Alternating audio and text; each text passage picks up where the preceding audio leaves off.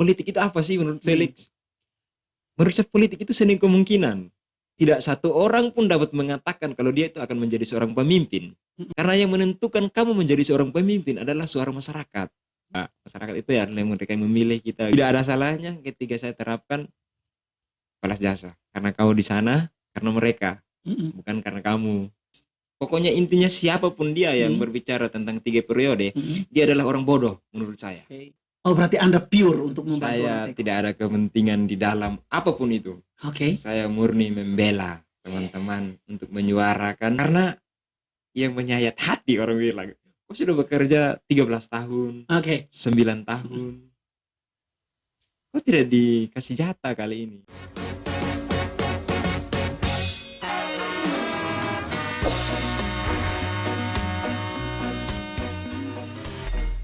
Oh, halo guys, hello everyone, welcome back to the Total Lari Podcast.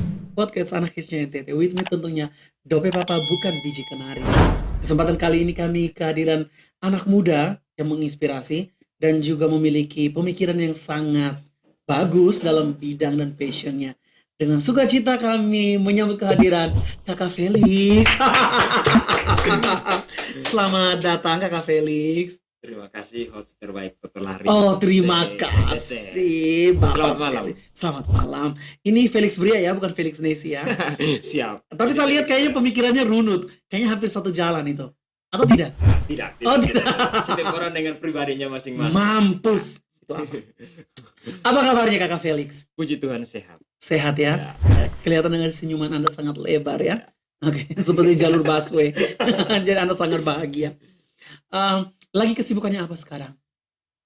Kesibukan saya setiap hari, saya freelance. Oh, freelance, Ya, oke. Di samping freelance itu ada beberapa aktivitas yang saya geluti setiap hari. Ya. Saya mau dibilang berwirausaha. Ada tiga usaha yang saya jalankan. Mampus. Tapi masih kecil-kecil. Enggak apa-apa, biasanya Ya, kecil-kecil tuh jadi bukit. Siap. Puji Tuhan, semoga. Amin. Yang pertama yang saya geluti untuk freelance saya ini, saya membentuk sebuah biro. Oke. Ada biro jasa namanya. Ya, kalau dicari di Atambua mungkin biro jasa untuk bagian pengurusan izin Oke. dalam segala hal. Oh, izin nikah juga? Izin nikah tidak. Oh. Nanti. Jangan bilang segala hal dong, Bapak. Izin dalam dokumen-dokumen yang penting begitu. Oke. Perlu saya rincikan? Boleh, ini kan bebas. Bebas ya. Dalam pengurusan izin itu kita ada 3 orang sebenarnya. Ada partner saya 2 orang. Kita yang pertama itu kita pengurusan tentang CV gitu. Wow. Intinya adalah dokumen-dokumen penting. Dokumen-dokumen penting dalam proyek. Oke. Izin. Pokoknya intinya gitu. Tender ya. Seperti itu. Berarti Anda mainnya miliaran ini. Tidak. Berbicara dengan tender ini kan kita tahunya itu adalah gudangnya uang ya. Itu kan kita berpikir untuk bagaimana caranya kita harus mendapatkan pekerjaan di dunia yang keras sekarang. Terutama kita di Atambua. Iya. Kita harus menciptakan lapangan kerja sendiri kan. Ya. Makanya itu yang pertama. Yang kedua, saya punya usaha kecil. Kalau kita di Belu tepatnya itu kita bisa bilang kios. Oke. Ya. Jadi kalau ke Mangga 2 ada satu kios di perempatan Ponasme, di situ kios saya. Oh, Mangga 2 yang di atas.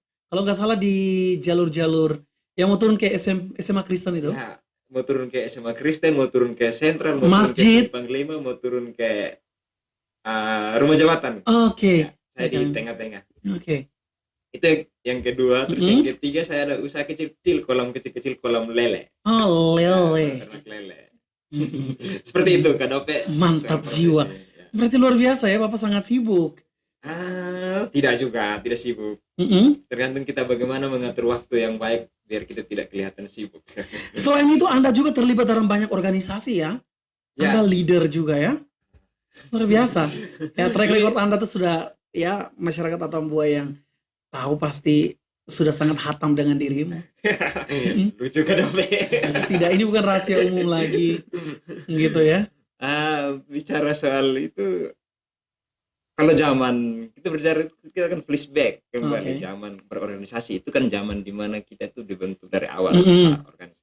Ya sekarang kembali lagi saya di sini. Sekarang organisasi yang saya tekuni itu cuman satu sih sebenarnya. Oh, dua. Oke. Yang pertama saya organisasi nih di Mm-mm. gereja pastinya Oh, aktif. Terus mantap.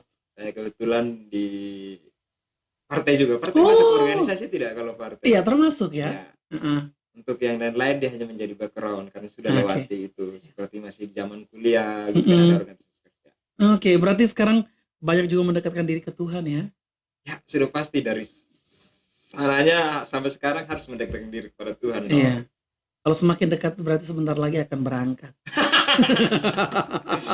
Bukan, Ya maksudnya bukan, berangkat ke bukan hal-hal yang berangkat. lebih baik, Iya. ya bertumbuh dalam iman ya. Iya, iya, iya, Ya, iya. ya Bapak Felix. Bapak Felix ini lulusan dari Atambua ya kalau Iya, tidak salah. saya lulusan Ah, Atambua. di mana itu? Saya di Stisip Fajar Timur Atambua. Oke, Ya, sisi Fajar Timur. Ambil konsentrasinya apa Bapak? saya fokusnya ke administrasi negara. Oh, Lebih SIP ya? tepatnya ESOS. Oh, ESOS ya, Ya. oke. Mm-mm. Oke, sebagai seorang mahasiswa, maksudnya sudah purna ya, Ya, dirimu mengambil konsentrasi sosial. ya, Sosial, itu kan gelarnya ESOS ya. ESOS. ESOS. Di dalamnya itu konsentrasinya adalah administrasi negara. Ya. Kalau sekarang administrasi publik. Kalau Yes. tidak salah ya, Ya. bisa mungkin salah, tapi saya rasa saya benar. Benar. Oke, dirimu fokus pada administrasi publik itu karena memang pure ingin menjadi seorang administrator dalam pemerintahan ini, atau hanya iseng-iseng masuk karena merasa bahwa ya lebih bagus kuliah di Atambua daripada di luar? Puji Tuhan yang kali ini ya tentang kuliah saya Mm-mm. tepat sasaran kalau menurut saya.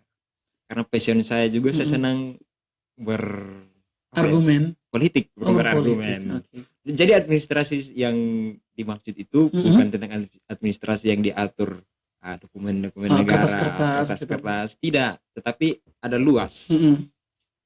Jadi saya lebih fokusnya ke politik karena memang sekolah saya adalah sekolah politik dan saya juga terjun langsung ke politik praktis sebenarnya. Ya. Seperti itu Kak Dope. Masif ya. Ya. Kita berbicara tentang bagaimana seorang Kak Felix Bria ini menyelesaikan perkuliahan di Kabupaten Belu sendiri. Dia tidak ingin keluar. Mengambil konsentrasi administrasi negara. Ya. Sekarang administrasi publik. Apa sebenarnya itu memang menjadi passion dirimu masuk dalam jurusan itu, ataukah terlanjur basah sehingga dirimu memutuskan ya saya harus melanjutkannya sampai selesai? Terima kasih Kak Dope. Kalau terima kasih saya, terus. Ya. Kan bertanya baik. Amin. Terima kasih. Terima kasih itu hal paling gampang. Jadi tidak ada salahnya kita ucapkan terima kasih. Itu bukan kalau lagi sih, tapi itu tepat dengan saya. Karena memang saya sudah jatuh cinta dengan politik. Ya. Jadi kehidupan saya ke depannya itu memang sudah terfokus dan sudah terpola dari masa saya kuliah sudah selesai sampai ke depannya saya pikir saya tetap akan fokus. Ya, akan di jalur fokus politik. Dengan politik.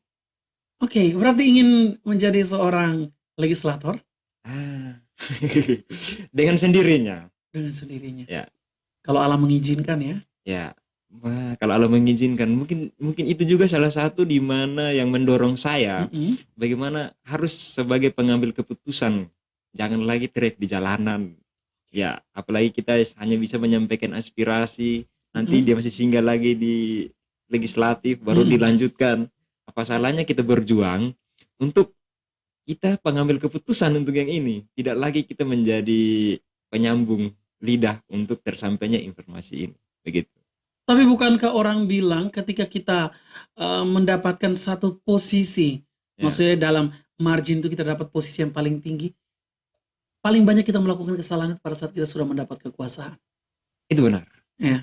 Ya. Itu karena apa? Karena tamakah atau karena terlalu raguskah dengan kekuasaan sampai kemudian setelah menggapai tujuan itu kita menjadi lupa diri? Ini saya akan menjawab dengan bahasa politik ya. Bahasa politiknya itu begini. Politik di Indonesia pada umumnya itu ada dua.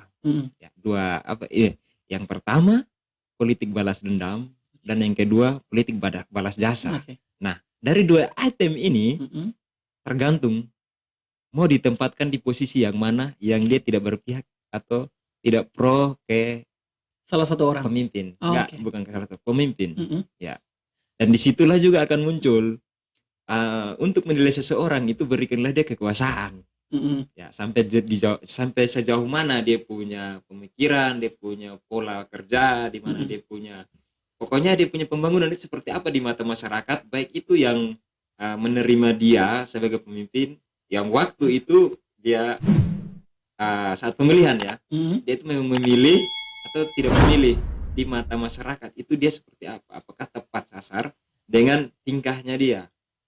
Kadang-kadang itu dia berbuat benar, tetapi di mata lawannya yang tidak mendukung dia, itu salah. Jadi kita tidak bisa mengatakan satu pemimpin itu tidak baik atau buruk dengan pernyataan awal tadi, ya kan? Tergantung pemimpin sih, dan tergantung di mata masyarakat seperti apa dia pentingkan.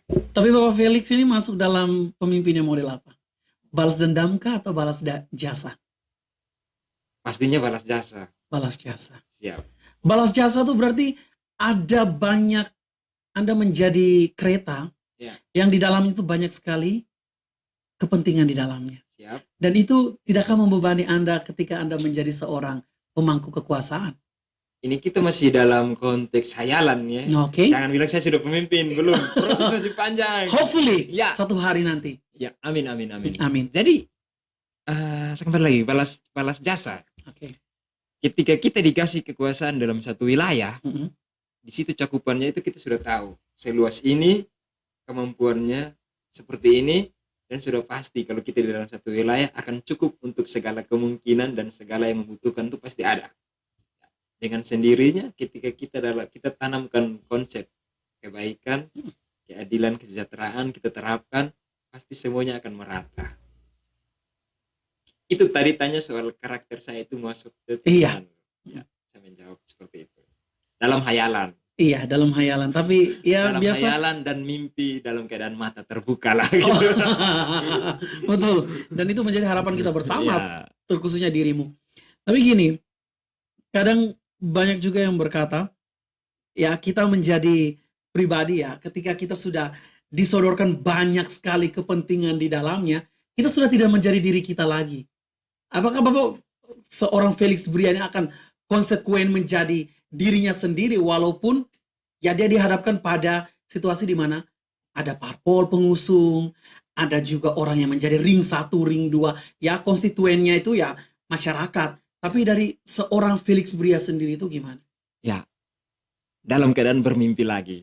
Ya, setiap orang itu punya karakter yang berbeda.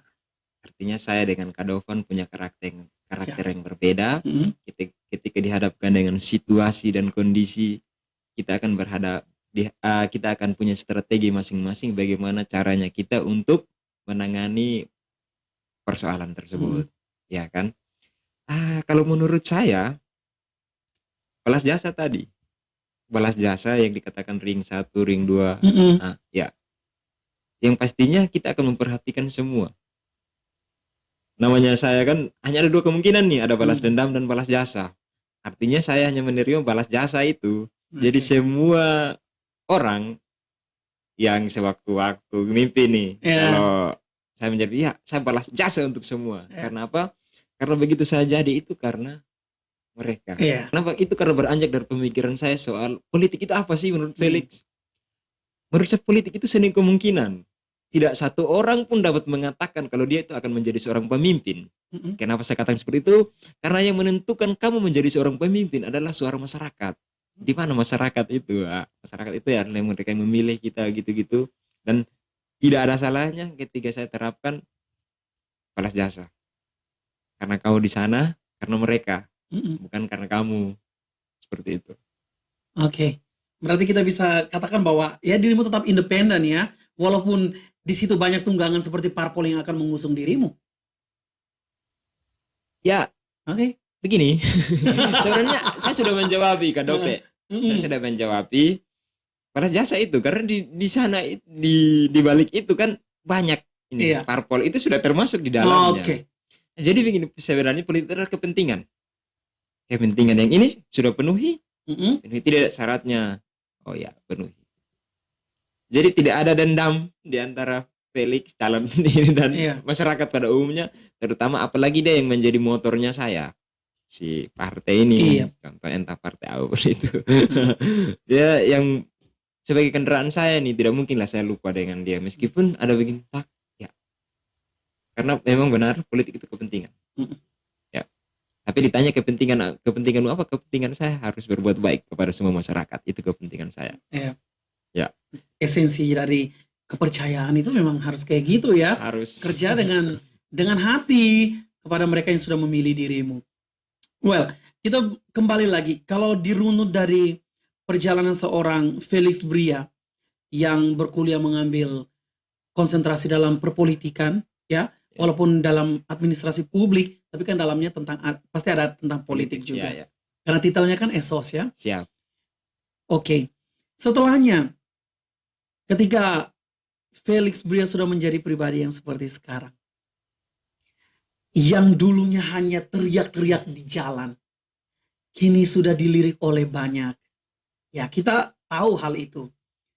Dan banyak sekali kita bisa mengatakan pemerataan di kabupaten kita juga kayak belum terlalu. Bagaimana seorang Felix melihat hal ini? Baik. Ini berawal dari trek. Kenapa trek di jalanan? Trek di jalanan itu yang tadi kita lihat, situasi, kondisi, dan keadaan. Apakah keadilan dan kesejahteraan itu merata atau tidak? Ya. Jadi kembali lagi, konteks persoalannya itu apa? Apakah ini ada kepentingan masyarakat yang tidak dipenuhi, ataukah kepentingan masyarakat yang dikerdilkan, atau seperti apa begitu? Atau pemerintah mematahkan impian masyarakat, atau pemerintah itu sengaja membunuh masyarakat secara perlahan-lahan begitu. Ya, itu sesuatu yang harus kita perjuangkan. Dan sampai saat ini memang ketika masih ada seperti itu, siap, kita selalu beraudiens membawa persoalan ini. Kita audiens, kita tidak lagi di jalanan. Seperti itu, langsung. Kalau dulu kan kita demo, kita masih di jalanan. Teriak-teriak di jalanan. Anarkis. Tidak, anarkis tidak. Oh ya. Di jalanan saja. Teriak jalanan sebenarnya itu, yang pentingnya itu adalah di dalam ruangan itu. Di dalam ruangan kita bersama legislatif dan eksekutif nanti di sana. Itu prosesnya itu seperti apa nanti di sana. Itu sebenarnya di jalan itu ya suara, ya banyak orang demo-demo nih. Banyak yang ikut, ya rame-rame pegang spanduk, suara teriak-teriak. Sebenarnya itu hanya apa ya? Di jalanan itu hanya kan orang lihat, oh ya itu mereka demo ini. Tetapi tuntutannya itu sementara di bawah itu.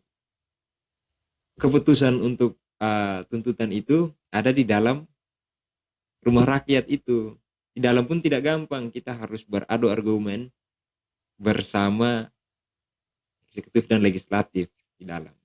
Kenapa tidak seorang Felix memberikan saran kepada, ya kita bisa bilang pemangku jabatan mereka, untuk buat satu tempat gitu untuk menjadi sarana diskusi bersama tentang apapun yang ada di kabupaten ini, supaya kemudian tidak perlu kita harus teriak, tidak perlu harus anarkis, tapi kita dipertemukan, dan itu dibuatnya kayak semacam jadwal gitu, terjadwalkan, supaya kan kalau sistem pemerintahannya Amerika mereka itu kan kayak gitu, lebih banyak diskusi. Lebih banyak diskusi mereka buka.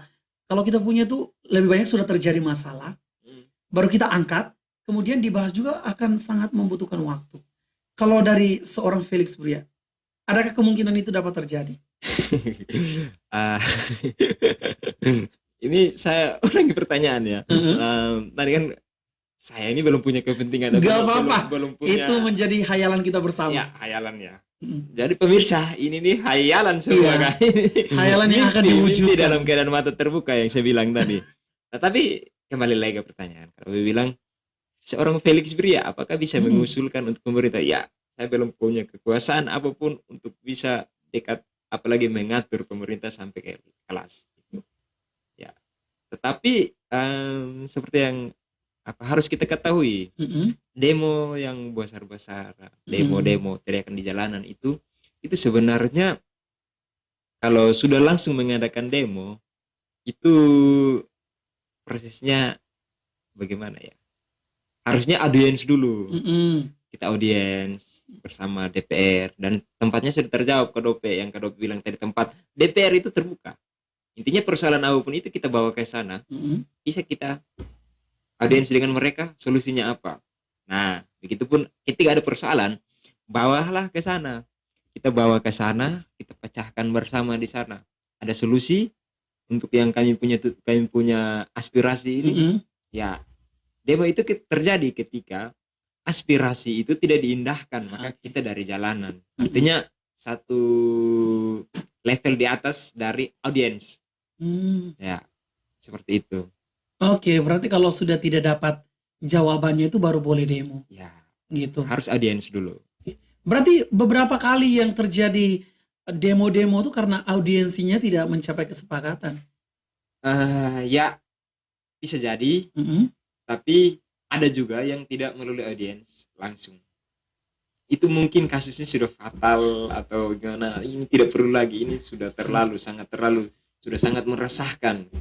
Jadi manusia kan tabrak. Kita berbicara tentang demo-demo. Kemarin kalau tidak salah baru selesai demo ya. Siap. Bener kan? Ya. Ya, di Jakarta juga demo tentang 3 periode itu. Ya.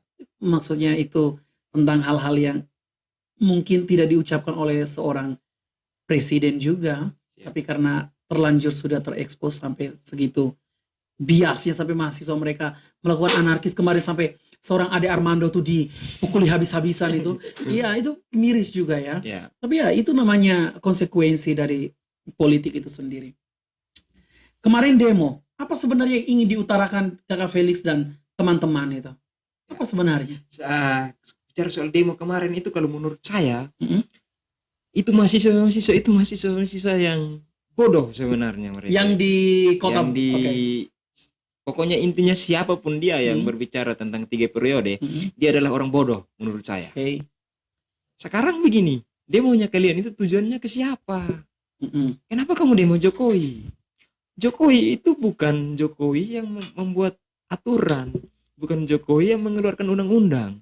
Legislatif lah, yudikatif yang membuat undang-undang. Demolah mereka, baru wacana. Ini bahasa politik sebenarnya. Ya, kalian harus demo itu di sana, di DPR. Jangan sampai terjadi Jokowi 3 periode. Karena undang-undangnya masih jelas. Masih 2 periode.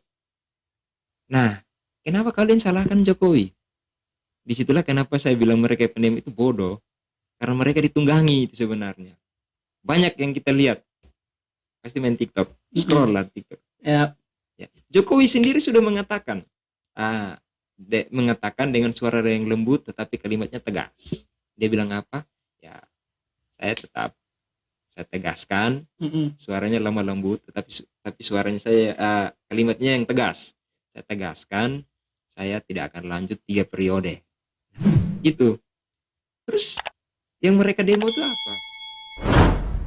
Itu setengah mati. itu hanya orang-orang yang tidak paham, tidak mengerti saja yang demo. Iya, memang konstitusi kan mengatur bahwa presiden itu hanya bisa 2 periode. Kecuali dia ingin turun tata lagi menjadi wakil. Itu memang sudah diatur.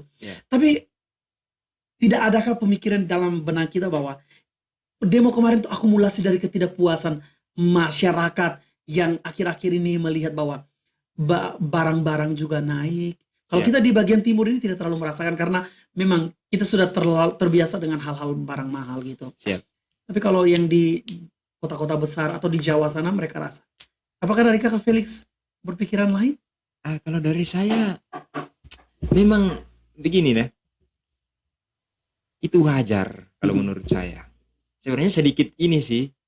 Ya, harga kok naik begini. Ya. Tetapi kalau kita melihat yang naik yang sementara melonjak itu adalah Pertamax. Ya, saya tanya ke Dope, bawa motor kan? Iya. Isinya apa? Saya Pertalite. Harganya masih normal? Sejauh ini motor saya sudah 1 minggu di rumah, jadi saya nggak tahu. Nah, itu jawaban. Diplomatis ya, supaya jangan ada ini. Itu jawaban bagaimana? Iya, dia kisaran 10-an ribu. Kalau yang eceran, Ya, saya tidak tahu kalau yang normal kan? Normal. Iya, kita sudah terbiasa dengan harga segitu. Sekarang begini, Pertamax itu tuh kalau menurut saya ya, hanya orang-orang high class, Iya. orang-orang berduit yang bisa pakai itu. Yang demo ini kita ini rakyat kecil-kecil, kenapa kalian tuh begitu? Sedangkan kita harus lihat ini, kalau saya bicara lagi berarti akan jauh.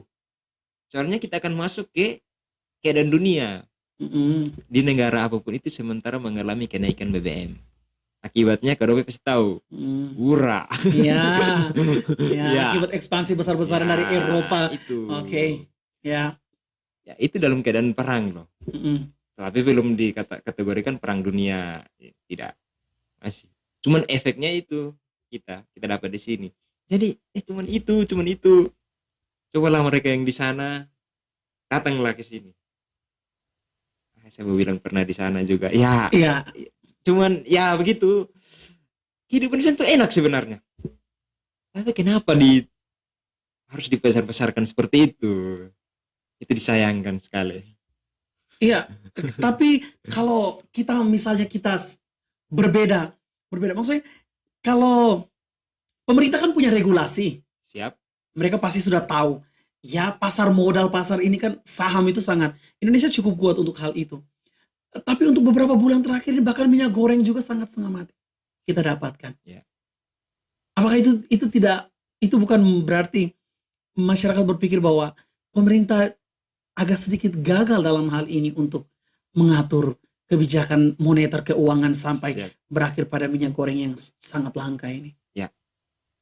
Ini begini ya. Saya langsung kasih gambaran. Gambarannya tuh begini. Kita sakit nih.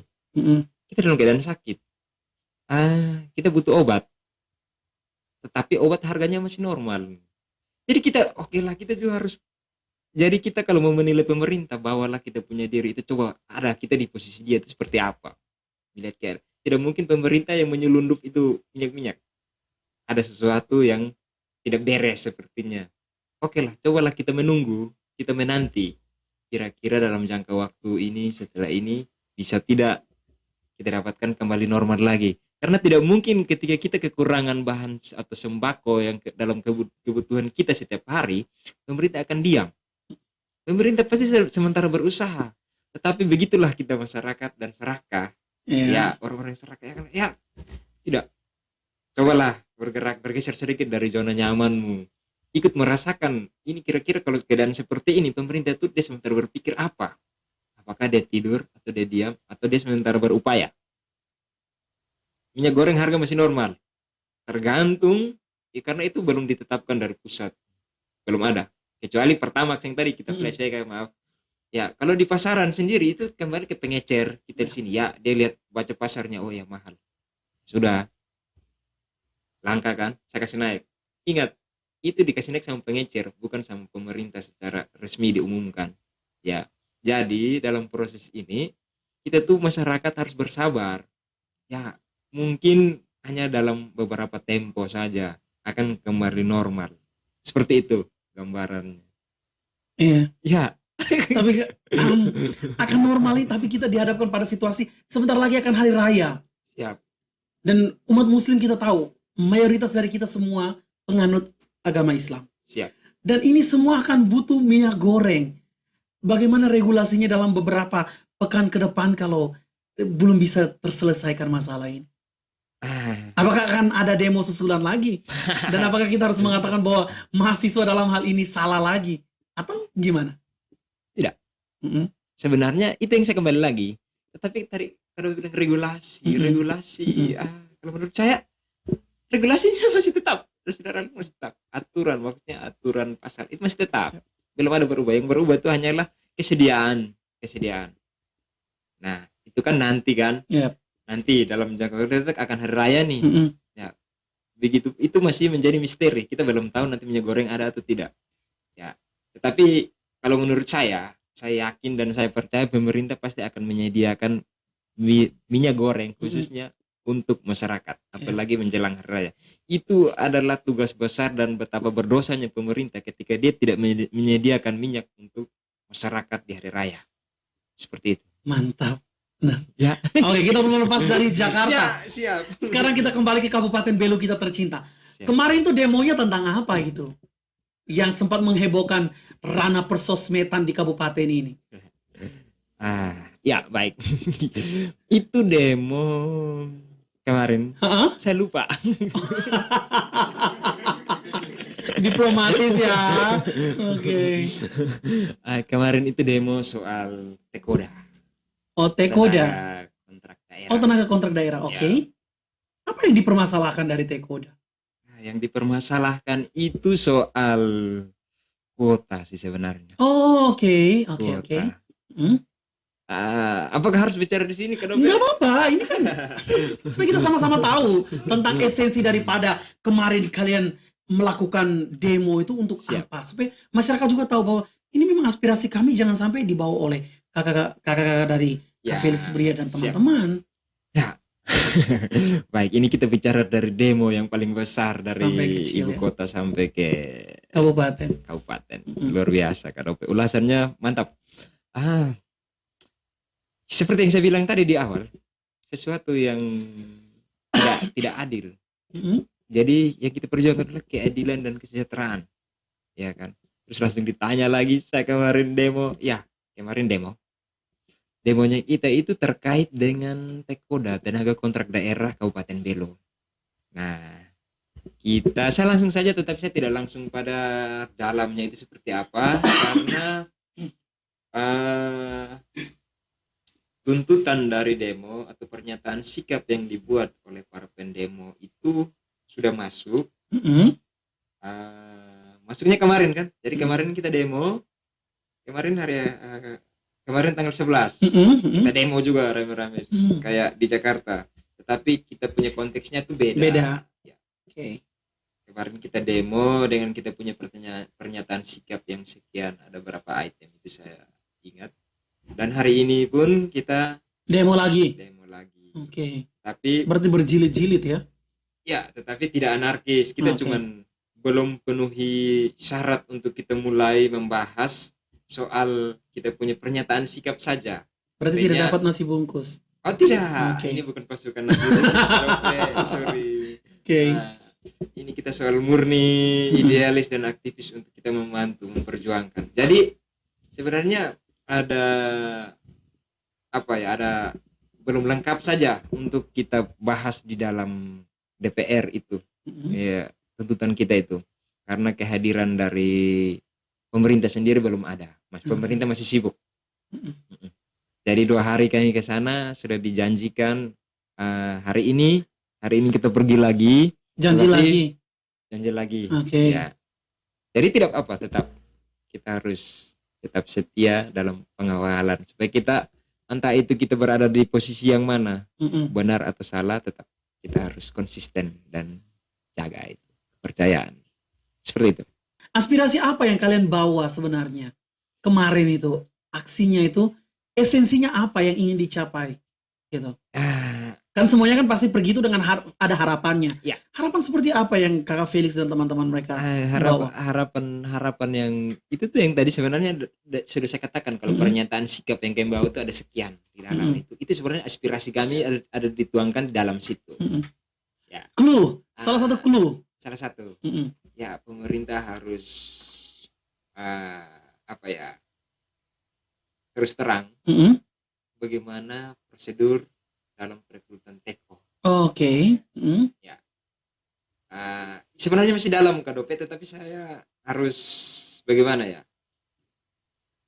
Kita paskan dulu karena kami belum tahu hasil dari itu tuh seperti apa. Jangan sampai saya berbicara ini tidak sesuai. Meskipun kita punya dia punya data-data sesuai dengan regulasinya itu ada. Tapi kan nanti setelah selesai demo, sudah pernyataan sikapnya sudah ditanggapi, boleh lagi. Iya. Ya. Kita dapat endingnya ya. Ya, gitu. Tapi bahwasannya yang kalian bawa tuh adalah pure aspirasi untuk masyarakat Kabupaten Belu. Yes. Spesifikasinya untuk para tenaga kontrak. Oke. Spesifik. Berarti untuk tenaga kontrak di Atambua yang sudah sempat dirumahkan, ya kan? Kakak Felix mereka dan teman-teman sedang berusaha agar kemudian ada titik terang ya. Siap. Tentang regulasi perekrutan dari Teko. Ya. Jadi kita tunggu saja. Semoga ada hal baik di ujungnya. Amin. Amin ya. Amin.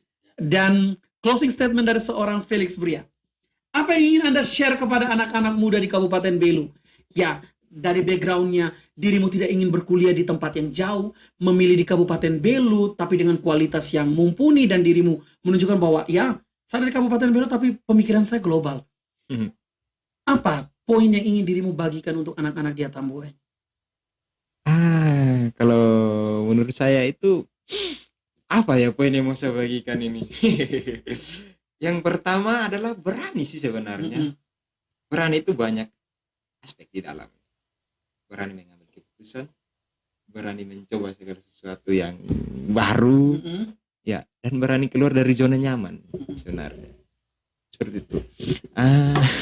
Geser lagi. Gak apa-apa, geser aja. Kami ikut Kakak. Silakan. Ya inilah nyaman sesungguhnya. Iya. Seperti itu.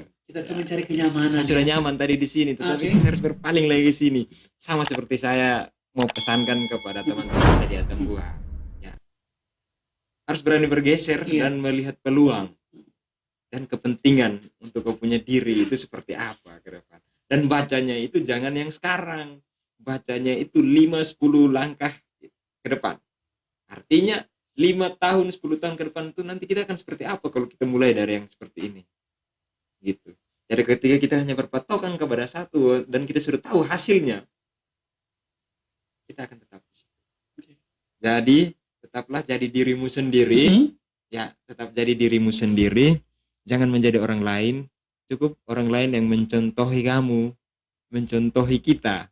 Tetapi dia jangan menjadi diri kita. Diri kita tuh unik. Dan kita sendiri yang bisa tahu dan mengerti tentang diri kita. Dan kita tahu diri kita tuh butuh apa dan diri kita tuh mampunya di mana. Fokus di situ dan saya yakin pasti bisa untuk mencapai mimpi. Harus akui. Ya, itu adalah goals-nya. Betul, benar sekali. Dan ya, apa yang sudah dirimu bagi ini sangat luar biasa. Dan ya, kita harus mengerti diri kita. Tapi saya juga belum sampai ke tingkat di mana mimpi saya. Jadi kita sama-sama bermimpi. Sama-sama berusaha ya, untuk mewujudkan mimpi kita. Ya. Dan ya, closingnya bahwa Bapak Felix kemudian akan mencalonkan diri ya. Tapi itu pasti. Pasti. Ya. Optimis itu penting itu. Optimis itu penting walaupun di mata orang ada yang bilang percuma. Oke. Ya. Dan kita butuh itu kalimat. Tapi kembali kepada diri saya. Ya. Saya tahu kemampuan saya dan saya akan mencapai apa yang menjadi tujuan saya. Ya. Terima kasih banyak Felix Bria. Kami tunggu lagi kehadiran dengan apa ya? Kesimpulan tentang perjuangan kalian untuk memperjuangkan teman-teman Teko. Siap. Ataukah dirimu juga apply untuk Teko? Tidak. Tidak. Oh, berarti Anda pure untuk membantu Saya tidak ada kepentingan di dalam apapun itu. Oke. Saya murni membela teman-teman untuk menyuarakan meskipun mereka ditolak nantinya ataupun diterima, puji Tuhan. Tetapi kalau mereka ditolak pun saya sudah menabrak pemerintah Kabupaten Belu pada umumnya. Kalau ya sudah. Karena yang menyayat hati orang bilang, kok sudah bekerja 13 tahun, 9 tahun, kok tidak dikasih jatah kali ini? Banyak, tetapi jangan di sini. Nanti kita akan tahu jawabannya. Siap. Sekali lagi terima kasih. Sukses buat dirimu, kami tunggu lagi kehadirannya. Amin. Nanti jemput pakai apa? Saya ingin tepuk tangan. Nanti kami jemput pakai Lamborghini. Thank you so much. Terima kasih. Terus tunggu, soalnya tadi Kakak Dope bilang Felix Nesi. Saya Felix Henry bukan Felix Nesi. Oh, nanti dikat ya. Minta maaf. I'm sorry. Pantas tadi. Gila ada ini saya. Saya pikir, aduh minta maaf. Kayaknya beliau ada ingat saya.